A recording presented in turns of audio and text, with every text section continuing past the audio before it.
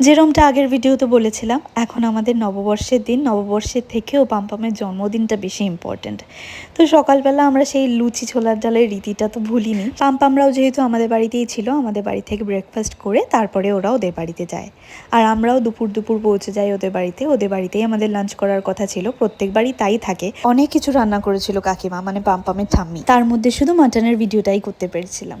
যেই প্রথমে সাইকেল চালানোর ভিডিওটা দেখলে, ওই সাইকেলটা আমি আর সৌরভ মিলে ওকে দিয়েছি। এবার ওর 2 বছরের জন্মদিনে আমার বাবার মা মিলে ওকে একটা সাইকেল দিয়েছিল। সেই সাইকেলটা এখন খুব ছোট হয়ে গেছে, অসুবিধা হয় চালাতে, তাই জন্যে এবার আমরা একটা ওকে সাইকেল দিয়েছি। আর কালকে রাত্রে সেলিব্রেশনের সময় ওকে আর একটা এই সায়েন্স কিট দিয়েছিলাম, যেটা নিয়ে এখনও বসে বসে খেলছে। তারপরে সন্ধেবেলায় ও রেডি হয় জন্মদিনের কেক কাটবে বলে। প্রত্যেকবারই আমার দিদি ওর জন্মদিনটা একটা থিমড বার্থডে সেলিব্রেশন করে। সেরকমভাবে ডেকোরেশন করা, সেরকম একটা জামা পরানো, সেরকমই একটা থিমড বার্থডে কেক।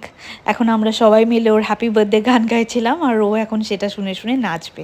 এই দেখো কীরকম নাচছে। কেক আর কাটবে, কেউ নেচেই কুল পাচ্ছে না। তারপরে কেক কাটার পর ও সবাইকে খাইয়ে দেয় একে একে, ওর মা, পাপা, তারপরেই কিন্তু মিমিকে খাইয়ে দেয়। ও প্রথম যখন কথা শিখেছিল তখনও কিন্তু মা পাপার পরে মিমিই বলেছিল। অতটাই ইম্পর্টেন্ট কিন্তু ও এখনও আমাকে ফিল করায়। জানি না বড় হয়ে গেলে এতটাই ভালোবাসবে কিনা মিমিকে, কিন্তু মিমি কিন্তু ওকে সারা জীবন এতটাই ভালোবাসবে। ওকে সবাই আশীর্বাদ করো যেন ও খুব ভালো থাকে আর খুব ভালো মানুষ হয়।